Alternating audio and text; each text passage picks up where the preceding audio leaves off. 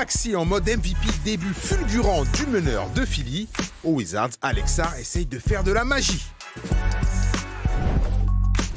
Bataille d'anciens Curry et les vieilles canailles face à Harden, Chris Paul et Kawhi. Ça en fait de l'expérience sur le parquet. 5 matchs hier soir, SGA et OKC imbattables, Miami qui enchaîne et Giannis qui recevait les Knicks. Menu à déguster avec Xav, Fred et Chris.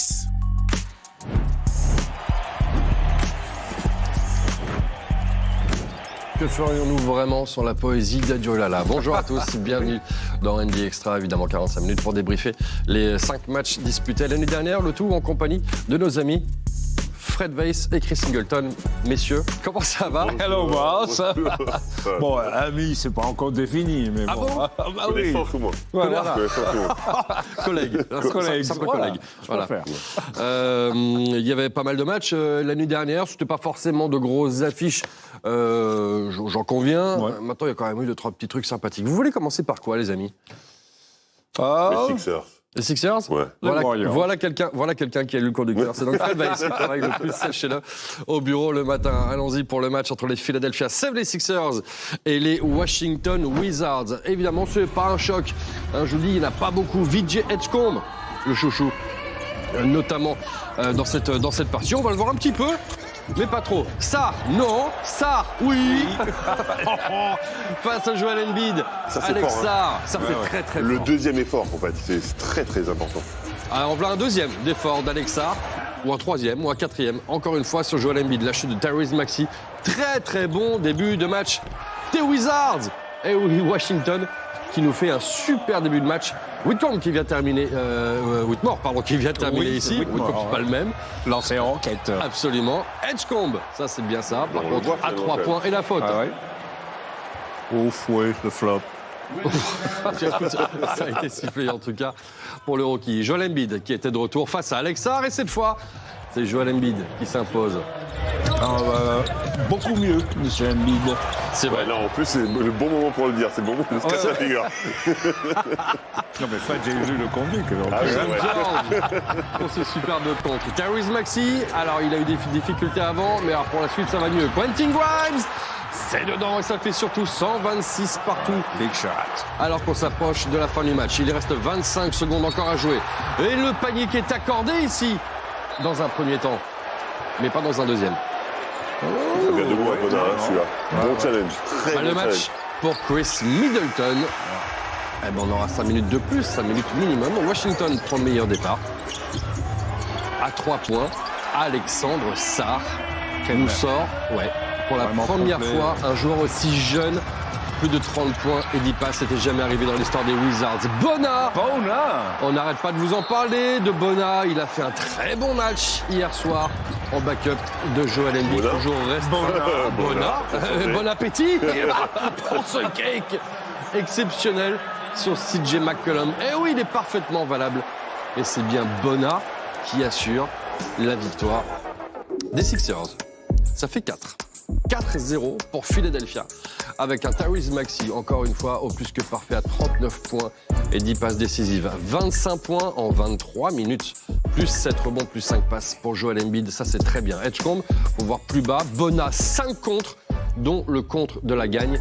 Alex Sarr, je le disais, c'est le plus jeune joueur de l'histoire des Wizards, a dépassé 30 points et 10 rebonds sur un match. On lui ajoutera ses 5 passes décisives notamment.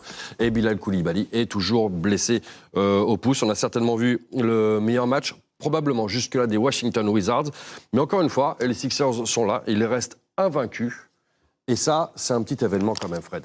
Oui, c'est une surprise. C'est clairement une surprise. Après, ils suivent un peu leur leader. Hein. C'est Maxey qui est quand même très très fort. Quand Embiid est capable de scorer un petit peu, on voit qu'il est handicapé, mais il a tellement de talent qu'il arrive à marquer des points. Derrière, ça suit. Edgecombe qui a mis des gros shoots. Ouais. Et à la fin, Bona est juste monstrueux. C'est une muraille, Bona. Incroyable. Oui, en plus, il joue pas beaucoup de minutes. Il est très utile. Il connaît son rôle. Et ça, c'est parfait. Ça, c'est important de connaître son rôle, Chris. Exactement. Bon, il y en a, ils croient connaître le Oui, rôle. on croit qu'on Ouais, connaît son c'est rôle pas parfois. pareil. Hein, Chris? Allez, une petite balle perdue, évidemment. On va s'intéresser à Tyrese Maxey. C'est encore une fois l'homme du match et surtout l'homme du début de saison. Ça fait le début de saison. C'est ma tête en tableau. Pour les Sixers. Pardon, pour les Sixers. avec ces stats-là. Oui, 37 points de moyenne, 37 et demi points de moyenne. Bon, on savait que c'était un scoreur, mais il a des très bons pourcentages. Là, on voit le pourcentage à 3 points, il est absolument incroyable. Et son compatriote à côté de lui, c'est pareil. Edgecombe, il fait 4 sur 8 à 3 points hier. Donc, non, Maxey, c'est vraiment, il est devenu le leader de cette équipe de Sixers. Il y a toujours un petit peu d'échelon sur 25 au shoot, n'est pas parfait. Mais quand on voit tout ce qu'il prend, parce que c'est quand même le deuxième joueur à prendre le plus de tirs par match, qui est premier. Quoi? Qui est le joueur qui prend le plus de grand nombre de shoots par match cette saison? C'est Shai Gilgeous-Alexander, bien sûr, tu le savais. Oui. Voilà. Bien sûr que oui. Les 4 pertes de balles pour 10 passes décisives. Fred, c'est pas parfait, mais comment tu veux que ce soit parfait quand tu prends autant de risques? Non, mais il prend effectivement beaucoup de risques. Il met 9 points sur la prolongation, surtout. Hein. Donc, ça veut dire qu'il est quand même très présent. Autour de lui, il y a un Quentin Grimes qui a été très bon aussi parce qu'il a été bien servi par ce joueur-là. Maxey qui fait des passes. Alors, il perd un peu plus de ballons qu'avant, mais comme tu disais, c'est assez logique. Quand tu as le ballon tout le temps dans les mains, quand tu es obligé de créer pour les autres, quand tu es obligé de créer pour toi, mais il y a plus de risques. Le ratio 10 passes décisives pour 4 paires de balles, ça reste très correct. Il faut mentionner Kelly Oubre aussi. Lui, il reste régulier, il est là. Donc, non, il y a quelque chose dans cette équipe de Sixers. C'est vrai, on en parlait hier de Kelly Oubre, qui est le troisième scoreur un petit peu de l'équipe, qui a un peu eu moins de shoot hier parce que Joel Embiid notamment était de retour. Ça s'explique aussi comme ça. Joel Embiid de retour, il devait donc faire face à Alexandre Sarr hier soir. Si le début de saison des Wizards n'est pas franchement convaincant, on attend d'Alex en tout cas que ça progresse. Le moins qu'on puisse dire, c'est que ça progresse. Hier soir, il nous a sorti un super match, peut-être l'un de ses meilleurs, je veux dire l'un de ses meilleurs, pas forcément son meilleur parce qu'il n'y a pas la victoire au bout, mais un de ses meilleurs matchs en carrière. C'est pas un record de points, mais le 31-11-5, il est beau. Oubliez le petit 5 qui est après, hein, mais il est encore jeune, voilà. Mais Fred, c'est un gros match. Non, c'est un gros match et en plus, il a montré tout ce qu'il est capable de faire. Il est capable de prendre ce genre de shoot, il est capable d'aller à l'intérieur, il est capable d'avoir la deuxième action qui est toujours hyper positive. Il est technique de haut panier, il fait des pick and pop, il fait des pick and roll. En fait, il nous a montré l'étendue de son talent offensif parce qu'il a été bon partout. Après, oui, il est aussi à 2 sur 7 à 3 points parce que parfois il vendange un petit peu. Mais dans l'absolu, il a été parfait parce qu'il a apporté exactement ce qu'il fallait. Avec un Joel Embiid en difficulté sur les déplacements, il faut l'attaquer et il l'a attaqué. Il a joué là-dessus, ouais. Oui, non, mais je crois que c'est son meilleur match, vraiment, quand tu vois tout le tableau. C'est possible, ça s'entend. C'est vrai que les paires de balles, mais bon, ça, c'est c'est la jeunesse. Il veut forcer, mais je trouve qu'il est beaucoup plus juste dans ses choix. C'est dommage qu'il joue dans une mauvaise équipe, parce que là, dans le 4e quart-temps, ils l'ont complètement oublié. Ça fait un peu n'importe quoi. C'est les vieux d'ailleurs qui sont un peu moins bons. McCollum et Middleton qui sont un peu moins bons et qui finalement les jeunes avaient donné l'énergie. Ils avaient 10 points d'avance à 2 minutes 30 et les deux ont un peu. Tu parles en connaissance du rôle, ils ont pris le rôle de Poole. Ah bah oui, Poole, oui évidemment. Il fallait quelqu'un qui fait n'importe quoi. Donc, exactement. Voilà. Les deux l'ont fait, mais alors Middleton n'était pas habitué quand même. Non, c'est vrai que c'est pas habituel. Et on attend aussi le retour de Bilal Koulibaly pour voir pourquoi pas cette équipe de Washington progresser. C'est pas impossible. C'est pas impossible. C'était pas un mauvais match hier soir. Je peux pas leur reprocher grand-chose. On peut pas faire plus mauvais que ça. Donc, que la saison dernière. Voilà. On verra la suite de la saison des Wizards, le retour de Bilal Koulibaly prévu dans moins d'un mois, je crois maintenant.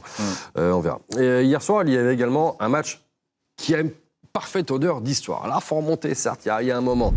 New York Knicks, Milwaukee Bucks. Ça nous rajeunit pas et surtout pas Chris Singleton. Ah bah non, quand je vois Karim avec son skyhook, quand tu vois Willis Reed, Walt Frazier, c'est magnifique. Oui, là, il a sorti le dico. Il a sorti le dico. Pour vous expliquer ça en images, regardez justement ce petit sujet de la rivalité Bucks-Knicks. Avec quelques changements dans les deux effectifs, pas avec ceux-là, en tout cas eux ils étaient déjà là, lui aussi était déjà là. Et on peut penser notamment à Miles Turner, pourquoi pas à Milwaukee. Ici, Jalen Brunson nous sort ça. Il a abusé, parce que... C'était abusé, ouais. Et derrière, la réponse... Towns, il n'est pas vraiment venu au match.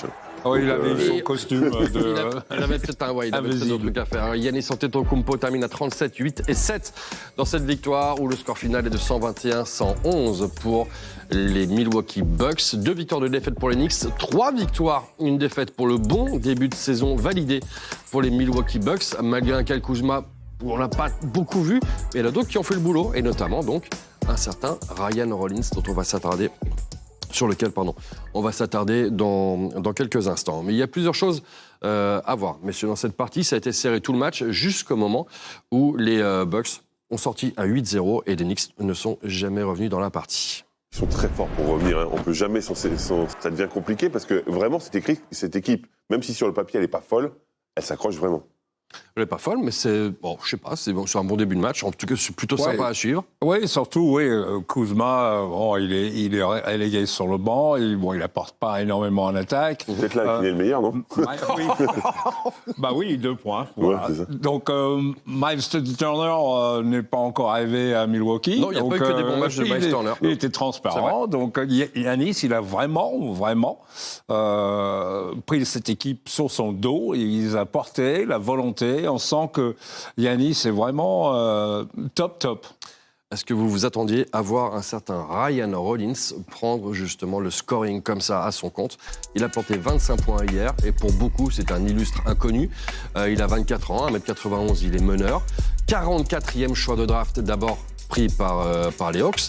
Il a joué un petit peu aux Warriors, mais simplement 12 matchs, puis 13 matchs. 56 la saison dernière, mais sur 14 minutes, 6 points, c'était vraiment un joueur de complément, on va dire. Et là, il est en train de, sa progression d'un coup sur un match comme ça, qui n'était vraiment pas un match facile face aux Knicks. Il est en train de monter en puissance. 8 sur 11 au shoot hier. Des stats d'intérieur, ça, hein, Fred? C'est beau, c'est beau. Non, il joue très juste. Il fait des bons choix sur ses shoots. Évidemment, quand il joue à l'opposé de Giannis, il a beaucoup d'espace pour trouver ses shoots. Et il est adroit. Donc, il faut faire gaffe. Hier soir, on a vu dans le résumé Jalen Brunson se faire mal. Ça s'est passé en 2 temps. Un petit peu soigné, et il revient sur le terrain. Des machines de guerre. Ah oui, c'est old school, ça. C'est vraiment... C'est les Knicks. Oui, c'est les Knicks, qui jouent physique, qui a besoin d'être sur le terrain. C'est un Jordan. Hein. Très bien. Bon, les Knicks, pour l'instant, le début de saison, mes figues, mes raisins, comme on disait à une époque par chez nous. Est-ce qu'il faut s'inquiéter? Oui, non. Écoutons un petit peu ce qui se passe là, chez eux. It's just like we're still learning, and everything's brand new for us. And we're not going to use that excuse for a long time, but these first couple weeks, it's still fresh for us. But no matter what, we know we got to go out there and do, and then we got to do it to the best of our abilities. It's game 4. I know everyone's going to be stressing in New York. What we talk, New York, everything, but. It's game 4. We just gotta, we gotta learn. I gotta learn, and I gotta be better. I just gotta be better. Il doit apporter un peu plus déjà lui. Hein. Le dernier qu'on interroge là, Karl Anthony Towns, s'il fait mieux que 2 sur 12, c'est mieux. Tu te souviens de le premier match contre les Cavs? Oui. J'étais impressionné. J'ai dit, putain, ils ont changé. Brown, il a amené un jeu. C'est vrai qu'il faut s'intégrer aussi au jeu de Mike Brown. Il y a un nouveau coach, il y a un nouvel effectif avec des gens du banc qui peuvent apporter. Il va falloir du temps, c'est logique. Là où tout va bien en ce moment, de toute façon ils sont champions en titre, c'est pour le Thunder d'Oklahoma City qui jouait hier soir face aux Kings de Sacramento. Les Kings, on en attend, est-ce qu'on en attend quelque chose? On ne sait pas, on verra. Ça peut être une bonne surprise avec l'arrivée de Russell Westbrook qui retrouve donc ce parquet qu'il a bien connu à Oklahoma City face à Shai Gilgeous-Alexander. On va le voir ici. Justement ici à la finition, pourquoi pas. Alors, il peut y avoir du show. Sacramento, c'est toujours comme ça. Oui. Ça court très très bien et ça va jusqu'au bout. Ici, la perte de balle. Un peu, hein. Voilà. Bon, parfois, les débuts de match de KC, on le sait, c'est pas toujours... la mise en place prend un petit peu de temps. Mais alors, quand ça commence à dérouler, ça déroule. Notamment avec Shai Gilgeous-Alexander. Tiens, non. Quelle surprise. Et donc quand même en l'air comme ça. Ouais. Avec Lou Dort, quand il est à droite, ça va tout de suite mieux. Mais c'est encore mieux si Aaron Wiggins, quand il est pas à droite, bien terminé. On retrouve les Kings juste derrière, DeMar DeRozan. C'est sûr qu'il y a des noms, les noms sont alignés quand même. Regardez, Dennis Schroeder, Zach LaVine aussi, et évidemment toujours Domantas Sabonis dans cette équipe. Dans une conférence ouest, certes extrêmement relevée. On arrive en fin de 3e quart-temps et les Kings sont toujours devant. Ils font vraiment un très bon match. Il faut en parler. Mitchell. Et Jay Mitchell, absolument, qui va au bougie jusqu'ici. Zach LaVine. Lavine, toujours. Plus 1. Dolly. Moins 2. Avantage OKC désormais. Ils ont galéré les joueurs du Thunder. Hartenstein, bien servi. On ne sait trop comment d'ailleurs, mais bien servi. Pour terminer derrière, ça fait plus 3. Il reste 20 secondes. Il faut tuer le match. Ben voilà. Allez, voilà. Il suffit de demander. Shai Gilgeous-Alexander ne laissera pas la possibilité aux Kings d'aller chercher une victoire surprise. Victoire, une de plus pour Alex Caruso et compagnie. Donc le score final 107-101, 5 victoires, 0 défaites. Pour OKC au parfait, toujours avec Shai, qui nous sort des stats à la Shai. C'est un petit classique, ce 31 points. Celui qui était bien sûr le meilleur scoreur NBA. En face, vous voyez du Zach LaVine, du DeMar DeRozan, du Russell Westbrook, Domantas Sabonis qui va nous chercher 18 rebonds. Malheureusement, Maxime Reynaud n'a pas joué hier soir. Il va peut-être falloir penser à le faire jouer. Une victoire, 3 défaites seulement pour Sacramento et OKC qui déroule. Jusque-là, tout va bien. La manita pour OKC. Ouais, La manita, ça veut dire la main, 5 doigts. Non, mais je préfère. Ça, je peux traduire si tu veux, par contre. Merci. Oui, dans l'absence de Chet Holmgren, OKC a trouvé encore une fois un joueur voilà, qui sort du banc, qui est fort, Wiggins. C'est ça la grande force de cette équipe de OKC, c'est que de trouver d'autres moyens de gagner. Donc voilà, encore une fois, voilà. J'aime pas la tête de Fred. Non, si, mais- Là, je sais qu'il se prépare à dire un truc. Ah, Je non, t'en prie. mais clairement, c'est vrai que Chet n'était pas là, il fallait trouver d'autres solutions. Et je trouve que AJ Mitchell, depuis le début de saison, il est juste C'est incroyable, vrai. il est parfait. Aaron Wiggins a mis des shoots, lui aussi il a porté, il a contribué. Mais c'est important de gagner 5 matchs, la manita, quoi. Manita, ainsi font fond. SGA, MVP en titre, MVP des finales, meilleur scoreur hier soir. Il a déroulé tranquillement. Il y a le Shai qui nous a fait du Shai. Mais on ne peut pas passer à côté de la performance de Shai Gilgeous-Alexander. Cette saison, il était à 34 points, allez, on va dire 35. À plus de 50% au shoot. Ouais. Et ça, c'est colossal. 6 rebonds, plus de 5 passes pour simplement 2 pertes de ballon. 2 pertes de ballon et demi par match. Surtout qu'il a fait un troisième. Tout est là facile. Je vous passe les lancers francs. Ouais, non, il a Mais on sait pas, on peut aller passer, quoi. Il a fait C'est un compliqué. troisième carton pourri. Il fait 1 sur 9 au tir, mais par contre, on sait que quand c'est le money time, quand c'est clutch, il sera là. Et c'est tout à fait la définition d'un MVP. Ouais, il est quand même très très fort sur les fins de match, effectivement. Ouais, c'est ça. Quand on doit plier le match, on lui donne le ballon, on sait qu'il va faire les choses. Soit il va provoquer, soit il va aller sur la ligne en francs, soit il va marquer. Franchement, il est juste énorme. Et pourtant, effectivement, il n'est pas accompagné de ses deux copilotes. Donc, c'est... OKC a mené tout le match. Hein. Donc, Sacramento a mené tout le match. Mais bon, la lucidité d'un champion, voilà, c'est bien. Très bien. Un champion, on va en parler dans 2 minutes. On va retrouver les Golden State Warriors. Souvenez-vous, il y a quelques années, au début, il y avait Warriors-Clippers. C'était toujours des énormes matchs face à Chris Paul face à Steph Curry. Ben, c'est ce qu'on va voir justement dans quelques minutes. C'est plus tout à fait le même niveau. pas la même chose. On n'est plus tout à fait au même niveau pour l'un plus que pour l'autre. Et puis on parlera aussi un petit peu de baseball pour faire plaisir à Chris Singleton. Non. Bref, non, c'est vrai. C'est pas de mauvais. Bref, on revient dans 2 minutes évoquer tout ça.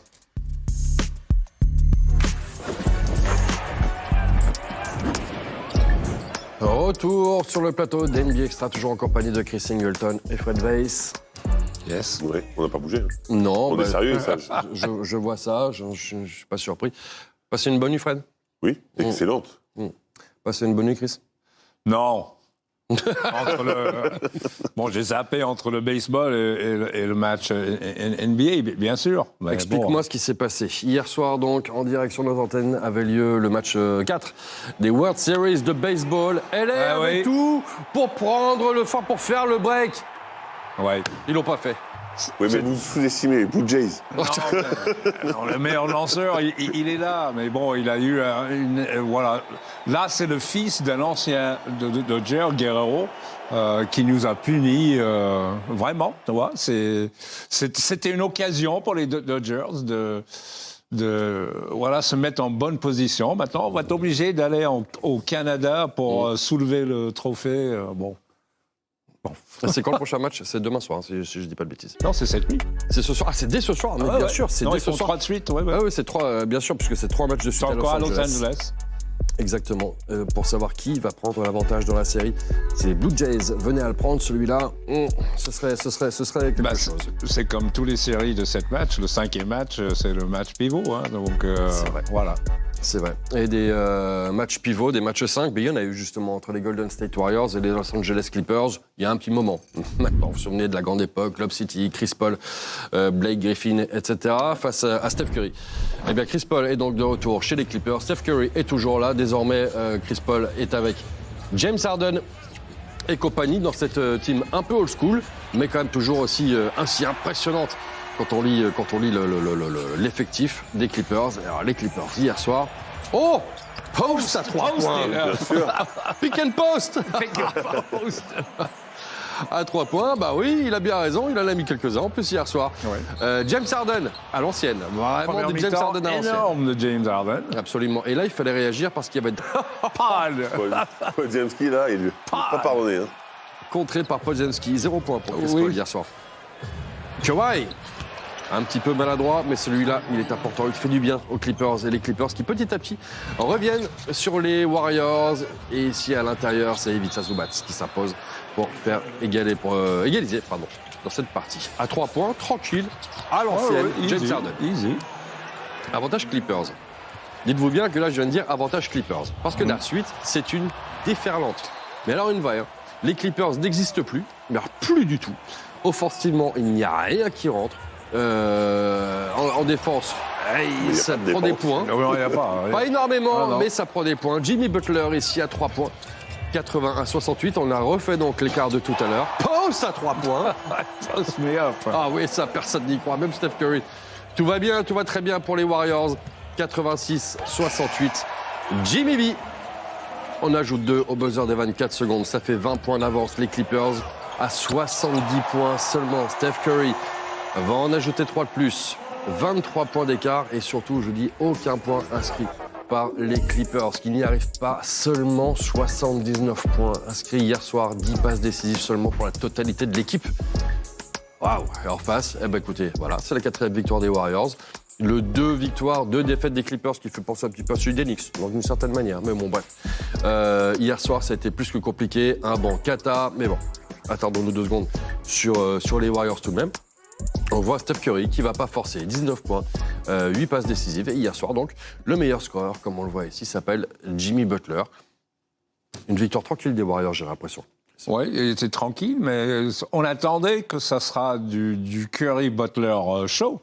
Mais derrière, là, il y a 4-5 joueurs qui arrivent, post them up, voilà, qui est là, Kuminga. Qui a un rôle défensif, il prend toujours le meilleur ailier. Donc, voilà, c'est vraiment agréable de regarder les Warriors jouer comme ça.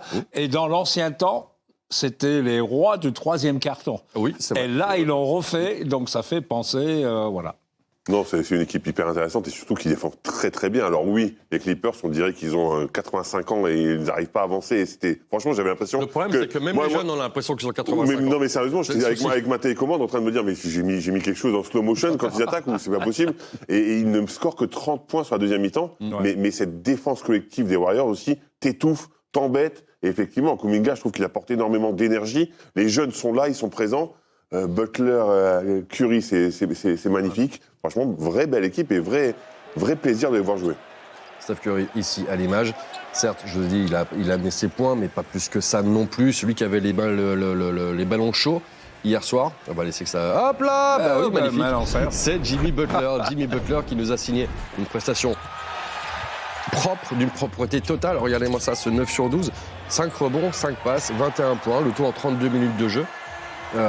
Voilà, une journée au bureau. Une propreté absolue, mais encore une fois, ça va tellement doucement, c'est tellement peu efficace de l'autre côté au niveau de la défense, il n'y a pas d'impact, ça ne suit pas. Ils sont en retard sur les transitions défensives à chaque fois, donc ça permet de courir. Jimmy Butler, comme c'est un joueur extrêmement intelligent, il y a toujours des opportunités de shoot ouvertes, parce que là finalement, Zubac, il est obligé de sortir, mais il est très en avance sur son shoot. Jimmy Butler, voilà, il a pris les bons shoots parce qu'en face, ça ne défend pas du tout.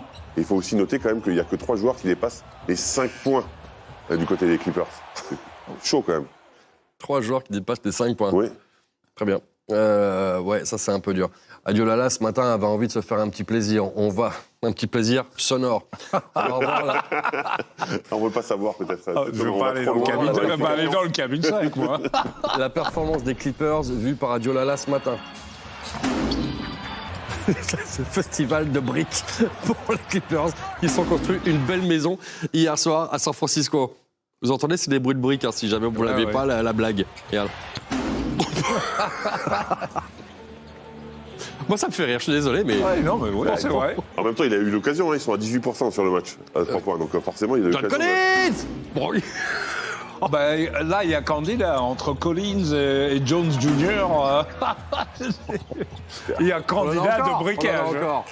Voilà. Ah oui, c'est vraiment fait plaisir. Voilà. C'est beau.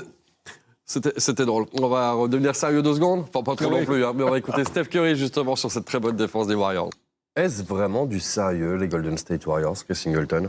Oui, parce que, comme Steve Kerr vient de citer, ils ont du monde sur le banc. Ils ont des options, ils ont des solutions quand Curry n'est peut-être pas dans un bon jour.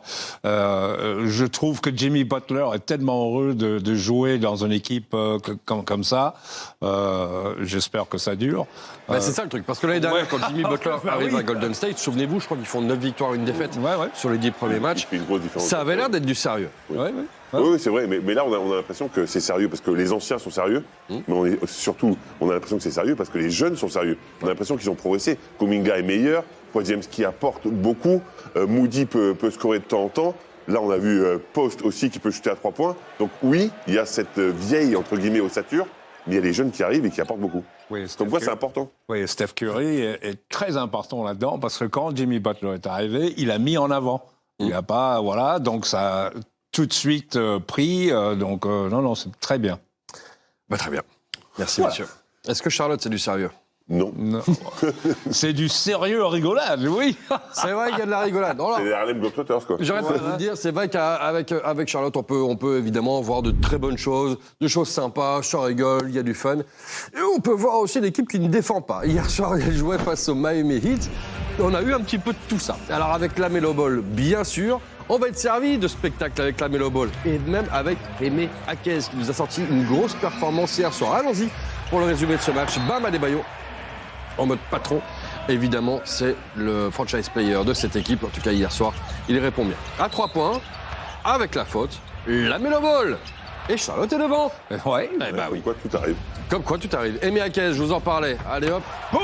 Et oui, on se rappelle pas qu'il est super athlétique. Ça s'appelle une Vladimir Radmanovic. Je ne sais pas si vous vous souvenez, il nous avait fait pareil. Une finition comme ça, très compliquée. À 3 points, ça tombe dedans derrière. Fontecchio. Aussi, Simone Fontecchio, exactement. Et bam, Adebayo, ça rime. Avec Fontecchio. Tu l'as? Non. Non. Ok, je t'invite à lire la définition de rime. Treyman, à 3 points, servi par Lamelo. Lamelo qui rime avec Fontecchio. Voilà. Et ou avec Adebayo aussi. Vous êtes en délire, vous deux, là. Mais pas avec Akez. Akez, par contre, non, pas du tout. Et c'est dedans, tranquillement, pour Jaime Akez. Exactement. Derrière, la Melo Ball. Il y a plus 16, tout de même, à l'avantage du 8. Naples qui veut nous sortir, encore une fois, une très bonne performance à 3 points. C'est un des joueurs qui marque le plus à 3 points cette saison, dites donc. Ça, c'est une surprise. Touchdown Miami. Il n'y en a pas beaucoup cette année. Voilà, ça doit être une expérience. Là, je viens de constater que Charlotte joue avec les couleurs des Dolphins un petit peu. Tiens, c'est spécial. Bam Adebayo. Merde. Tu l'as pas eu, c'est vrai. Bam Adebayo. Bon. Chris, voilà. Mais derrière, la belle passe décisive servie par Lamelo Ball. Et ici, et puis derrière, le 8 qui va terminer le boulot. Tranquillement, doucement mais sûrement. Andrew Wiggins à 3 points, 144 pions inscrit par même le pas de prolongation. Et pas de Tyler Hero. Et pas de Tyler Hero. Ah oui, t'imagines. Jaime Akez nous sort ce match à 28 points, 4 rebonds, 5 passes D, 26 pour Bam Adebayo, 21 points pour Andrew Wiggins. Voilà pour les très belles stats pour les joueurs de Miami. Moussa Diabaté, Tidiane Salah ont joué. Hier soir, 8 points pour l'un, 3 pour l'autre et 6 rebonds pour Tidiane, ce qui est plutôt pas mal. Après, vous voyez les stats des uns des autres. 2 victoires, 2 défaites, donc désormais pour Charlotte. Et 3 victoires, 1 défaite pour le Miami Heat. Et ça fait plaisir de retrouver Jaime Akez les gars, qui a eu une première année très intéressante. Son année de rookie était vraiment intéressante en sortie de Dans les top UCLA. 4 des rookies. Absolument. Vous le voyez, c'est tout en haut, saison 2023-24, 4e rookie de l'année. Il était dans la All Rookie Team, avec ses 75 matchs joués. La saison dernière, un coup de moins bien. Mais vraiment, en plus, dans les matchs... Il a disparu parfois. Il jouait les dernières minutes, les garbage time. Le garbage time, ouais. Et là, il nous sort sur les 4 premiers matchs. Bien sûr, on ne s'en plaint pas. Il n'y a que 4 matchs, mais vous avez vu, justement, ça explose. Cette année, Jaime Jaquez est peut-être, pour celui-là, est peut-être est en train de devenir le joueur qu'on souhaitait qu'il devienne. Mais c'est vrai que sa première année nous avait tous enthousiasmés parce qu'il était capable d'avoir une vraie maturité, de peser sur le match alors qu'il venait juste d'arriver en NBA. Et que la deuxième année, on s'est dit, c'est fini, il est parti dans la rotation, il joue plus, le garbage time, Spoelstra s'en servait peu. Et là, on a enfin l'impression qu'il revient. Il a beaucoup de qualités physiques, il est très fort, près du cercle, technique, dos au panier, très puissant. Très athlétique, on sait qu'il a fait quand même des concours de dunk, donc on l'a vu sur l'action précédente. C'est vrai. Il peut apporter énormément de choses, mais je ne sais pas ce qui s'est passé l'année dernière. J'espère que c'est complètement oublié, que cette année, il va pouvoir profiter de ça. Oui, on voit qu'il est en confiance. Et c'est une équipe de Miami cette année qui est du sérieux.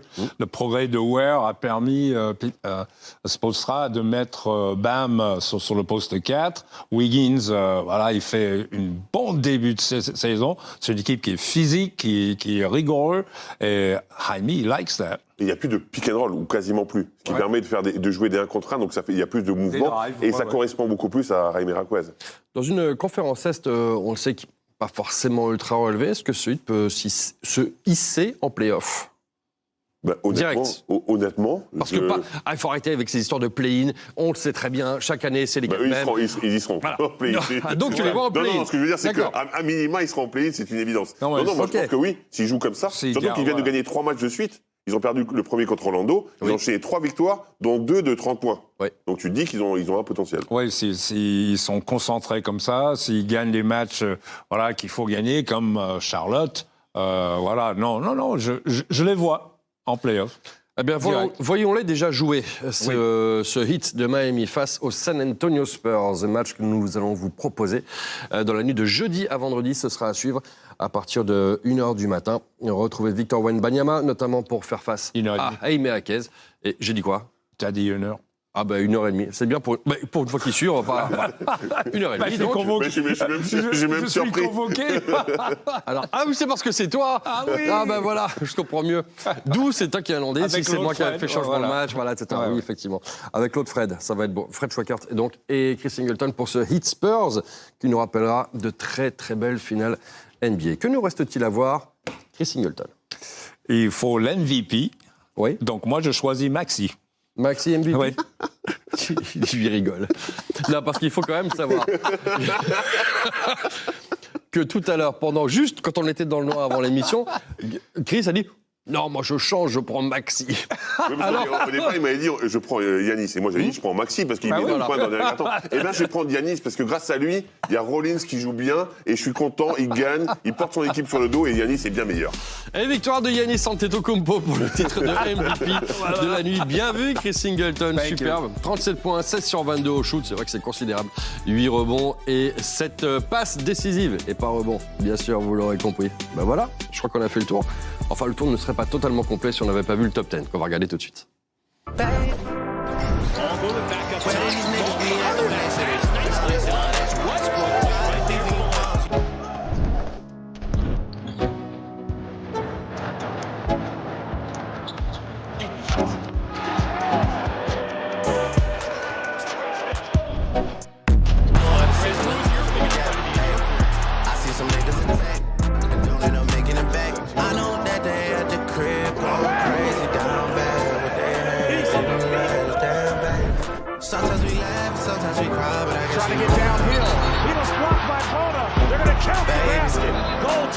I took a half and she took the whole thing. Slow down.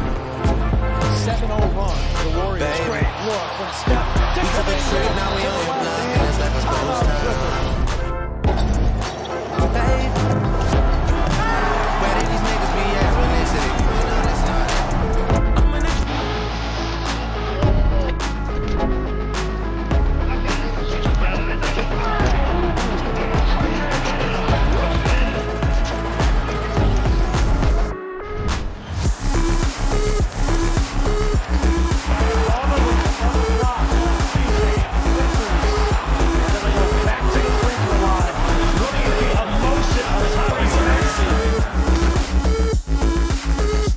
top 10 de la nuit. Au programme la nuit prochaine, nous aurons 2 matchs à suivre ensemble en direct et ça commencera dès ce soir minuit. Les Cleveland Cavaliers en déplacement à Boston pour y affronter évidemment les Celtics. C'est logique. C'est ça. En rediff demain à 9h15. Oui, je suis parti nulle part là. C'est logique, c'est moi qui le fais. Donc. Ah, c'est toi? Boston, ouais. C'est toi? Bah écoute, très bien. Et le Lakers Timberwolves ce soir, ce sera pour Eric Mécou, j'imagine. Voilà, oui, c'est exactement ça. Et Chris Singleton qui sera présent demain sur ce plateau, j'imagine aussi. Oui, tout à fait. Est-ce que le retour de Jack? Et le retour de Jacques Monclar, c'est vrai, le retour de Jacques Monclar, ce sera à suivre demain à 12h45 également avec Rémi Reverchon. Merci messieurs. Ah, Mamito, Manitas. Il